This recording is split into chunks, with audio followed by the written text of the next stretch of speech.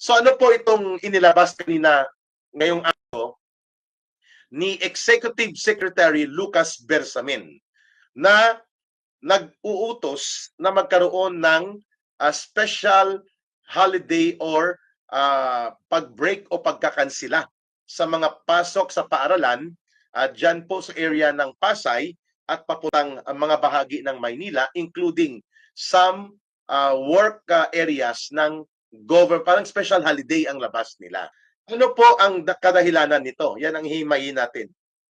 At saan pang mga bahagi ng ating bansa magkakaroon ng National Rally for Peace and Solidarity of the Filipino People on January 13. At ano po ang nakikita natin na insights kung bakit napakahalaga at binigyang pansin ng Palasyo ng Malacanang itong pagkakaroon ng gaganapin na pagtitipon ng iba't ibang sektor sa pangunguna po ng panawagan ng Iglesia ni Cristo. Bagamat hindi po ito political and religious gathering, bagkus ito po ay isang collective and peaceful gathering for the call of agenda of peace at pagkakaisa para sa ating bansa, ay hindi maiiwasan po na maraming mga political interest groups ang pwedeng sumama dito, basta wag lang magkaroon ng political chanting o pagsisigaw ng mga slogan pang politika. It's not about the issue of Marcos Romualdez versus Duterte. It is the issue about peace na ipinapanawagan na itigil na itong mga bangayan pang politika at mga hidwaan at kailangan atupagin na ang totoong agenda at kabutihan at kapakanan ng ating buong mamamayan at ng buong sambayanan. Ganon ko po tinitingnan yung panawagan na yan. At ngayong araw din po, lumabas na rin ang pahayag ng pamunuan ng Kingdom of Jesus Christ at ang kanilang founding executive pastor, ang kanilang pinakapinunong kinikilala na si Pastor Kibuloy in behalf of the Kingdom of Jesus Christ ay nananawagan ng pakikipagkaisa ng lahat ng sektor at mamamayang Pilipino na pwedeng sumama dito po sa area ng pagtitipon ng Iglesia ni Cristo. So ano po itong panawagan na ito ng pakikipagkaisa at pagsusuporta na ipinanawagan po ni Pastor Apollo Kibuloy at ng Kingdom of Jesus Christ? Ito po ay nagpapakita ng panibagong paglawak at panibagong paglakas muli ng daluyong ng sentimiento at damdamin ng taong bayan that something is terribly wrong in the way the affairs of government is being managed by the current Marcos Jr. government. So nagpapasalamat po tayo dito sa matatag at malinaw na naging pakikipagkaisahan ng paniniwala at paninindigan para sa kapayapaan ng ating bansa, kapanatagan ng ating buong lipunan at ang pagpapatigil ng mga kaguluhang hidwaang pangpolitika na pwede pong tumulak sa mas malubha na pagkalugmok ng ekonomiya at kalagayan ng kabuhayan ng ating mamamayang Pilipino at ng buong bansa. Ito po ay napapanahon ng panawagan na ito ng Kingdom of Jesus Christ nila Pastor Kibuloy for a solidarity response of all the people and other sectors regardless of religious and political affiliations or political leanings at political perspectives nila o religious perspective. Hindi po ito mahalaga. Kung ano man ang inyong mga pinaniniwalaang doktrina sa relihiyon at pananaw sa politika ngayon, ang mahalaga, kumilos tayo para magkaroon ng isang malakas na boses ng mamamayan sa January 13.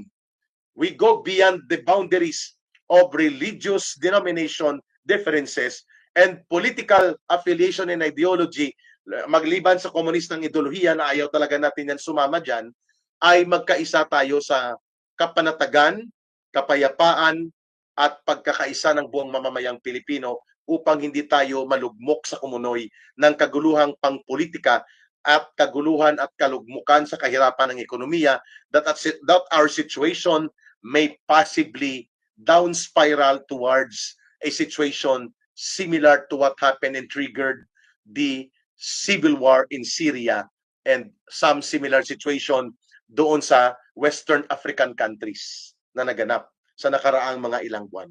No? Grabe ito mga kababayan, ha? Nakakapanindig ng balahibot damdamin, nakakapag-alsa ng ating national pride that the Iglesia ni Cristo and Kingdom of Jesus Christ are going beyond denominational and religious differences, and they are now solidly calling for the national solidarity action for peace sa ating bansa sa darating na January 30. At kaakibat po dyan, mga kababayan, ito po ang naging response ni Emily Cook and Tony, sino yan? Nawawala, sorry Rico Boy Almasar. God bless you, Eric, and Ruel Magwati. Ang sabi po ng Palasyo ng Malacanang, magkakaroon daw ng posibilidad ng pagbigat ng daloy ng trapiko at posibilidad ng maapektuhan o ma-stranded o maperwisyo sa trapiko. Thank you, CA, sa pagpapakulay. Ayun. So ano po ang nakikita nating motibo or the real intent nitong special holiday declaration or similar to an effect of cancellation of some work and classes sa mga paaralan at pasok sa eskwela ng mga estudyante sa darating na January 13, Lunes po ito sa Pilipinas. Isa lang po ang nakikita dyan ni Eric, na nakakaramdam ng pagkaantig at pagkabahala. Ang Palasyo ng Malacanang, lalo na ang Marcos Junior Administration, patay ng tatay niya si Apo Lakay, so tawagin natin siyang Marcos Junior Administration, ay nakakaramdam ng pagkaantig.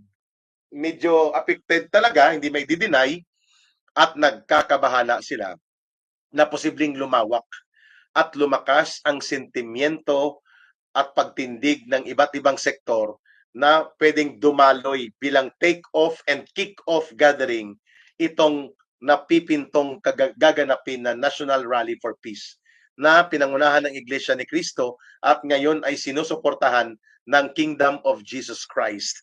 Mga malalaking formasyon at grupo po ito ng mga religious communities and ministries sa ating bansa na ngayon ay nagsasalita na hindi na maganda at nagkakaroon na ng banta sa stability ng ating bansa, sa kapanatagan ng ating buong bayan, at pati na po sa kapayapaan ng ating bayan. Itong naggaganap na isang marumi at highly orchestrated conspiracy of political demolition job in the guise of impeachment complaints dyan sa Kongreso na minamaniobra nila Boy Tambi at nila Boy Dracula at mga alipores ng Tuadcom. Ayun. So, malinaw nababahala ang Administrasyong Marcos sa pagporma at paghuhulma ng opinyon ng mamamayan at ang kanilang pag-voice out, coming out in the open, showing the sentiments of discontent ng taong bayan sa kaganapang hindi naaatupag at nabibigyan ng seryosong focus ng gobyernong Marcos ang kabuhayan, ekonomiya at kalagayan ng mga milyong-milyong Pilipinong nakakaranas ng krisis at kahirapan sa kabuhayan, samantalang halos sa loob ng 2 taon, puro maruruming laro sa politika ang inaatupag na nagkakaroon po ng epekto sa mas lalo pang pagkabitak ng pamunuan sa pamahalaan at sinasakyan pa ng mga komunistang teroristang puwersang elemento na nasa panig ngayon ng isang faksyon ng Marcos Romualdez, lalo na dyan sa pag-infiltrate nila sa gobyerno at pagsulsul na magkaroon ng isang kaguluhan upang paralisahin at ipokus ng bira at bigwasan ang Duterte political camp, na ang resulta nito ay ang malawak na pagkakahati-hati at pagkakawatak ng mamamayang Pilipino. Ayun. So klaro tayo, itong inilabas na executive order or isang declaration ng Malacanang treating the January 13 on a limited level of holiday declaration para hindi po magkaroon ng pasok sa eskwela at pasok sa mga opisina at mga tanggapan ng ahensya ng pamahalaan, magkakaroon ng skeletal workforce at wala talagang pasok sa area ng Pasay, at Maynila, hindi ko alam kung sakop pati sa Parañaque, dugtong dito sa border ng Pasay Parañaque papuntang Quirino Grandstand na mga network ng area na nagkakadugtong at nagkakaroon ng lagusan. Yan, sapagkat hindi lamang po sa Metro Manila, mga kababayan, magkakaroon ng pagtitipon for National Rally for Peace on January 13. Malaking pagtitipon po sa Mindanao ang magaganap. I heard there will be bigger mobilization now as we are doing our live ngayong gabing ito sa area po ng Davao City. Ang mga kanugnog at karatig na mga munisipalidad at lungsod sa paligid ng Davao, Southern Mindanao region at mga border area sa far South Mindanao at pati na po sa Cotabato area ay pwedeng pumasok po at nagkaroon na rin ng holiday declaration sa Davao City para i-accommodate ang possibility ng pagbulwak ng mga participants papunta po sa Davao City at ganoon din po sa Cagayan de Oro City at pati po sa Butuan sa Caraga Region, Northeastern Mindanao, North Central Mindanao at ang Southern Mindanao Region. Magkakaroon po ng mga malalaking pagkilos and we are looking at a possibility ng malawak at mas malakas na partisipasyon ng mga mamamayan na taga Mindanao sa Davao City to participate in this call for National Rally for Peace on January 13. So, walang pasok din po sa Davao City, limited to Davao City at most likely po ay ang mga highways and road access network leading to Davao City ay maapektuhan ng napakaraming pagdadagsa sa darating na January 13 ng partisipasyon ng iba't ibang sektor at iba't ibang bayan sa paligid po ng Davao City na magkakaroon ng isang malaking pagtitipon para sa Joint National Call for Rally for Peace. Ayun. So, malinaw po na hindi na ito mapipigilan. And this is now a very significant wake-up call to Marcos Jr. na umayos-ayos siya. At hindi pwede forever na tahimik ang taong bayan. The new EDSA may not happen at EDSA anymore. The new EDSA, which is a symbolic representation kung paano tumitindig ang mamamayan kaya tinatawag na EDSA, may not be at EDSA actually. It may be in anywhere in the country na sabay-sabay nakikilos at titindig ang taong bayan at possibility na may counterpart na mga pagkilos sa mga Filipino communities all over the world. Yan po nakikita ni Ka Eric.